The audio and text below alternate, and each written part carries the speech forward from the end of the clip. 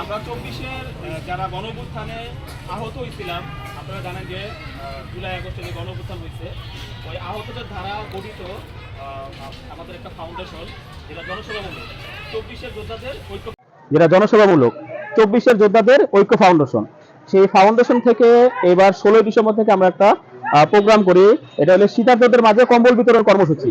এটা শাহবাগ থেকে শুরু হয়, তারপরে ভোলা হয়েছে বিভিন্ন জেলা ভিত্তিক, এবং এর ভিতরে ঢাকা জেলার কর্মসূচির অংশ হিসেবে আজকে এই লাউতলা আমার মোহাম্মদপুরে এখানে তো অনেকে আহত হয়েছে, এখানে আমরা কিছু কম্বল বিতরণ করব এবং আমরা একটা দোয়ার আয়োজন করছি, দোয়া করব, যেটা হলো আমাদের গণতন্ত্রের যে আপসহীন ব্যক্তি ছিল বেগম খালেদা সে চলে গেছে, এবং আমাদের যারা শহীদ যারা আপনার এখন এখানে শুয়ে আছে, আমাদের পাশে কবরস্থান আছে, যে 114 জনের মতো যাদের পরিচয় পাওয়া যায় না, কিছুদিন আগে 8 জনের পরিচয় মিলছে।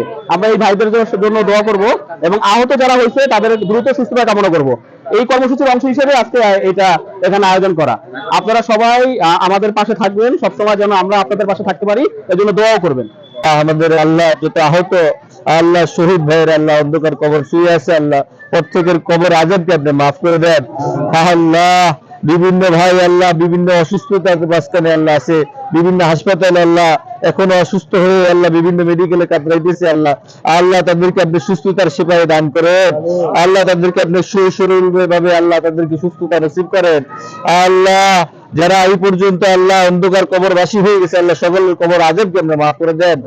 আল্লাহ আমাদের আত্মীয় স্বজন, আল্লাহ প্রতিবেশী, আল্লাহ যারা অন্ধকার কবরগ্রস্ত হয়েছে, আল্লাহ সকলের কবর আযাবকে আপনি মাফ করে দেন।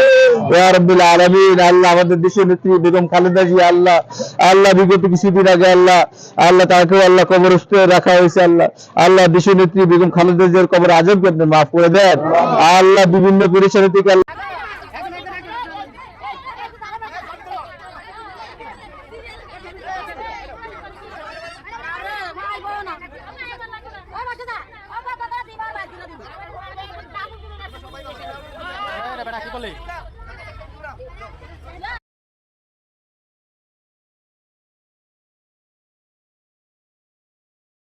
তাদের সামান্য কিছু সম্মানে আমাদের ফাউন্ডেশন থেকে করা হলো।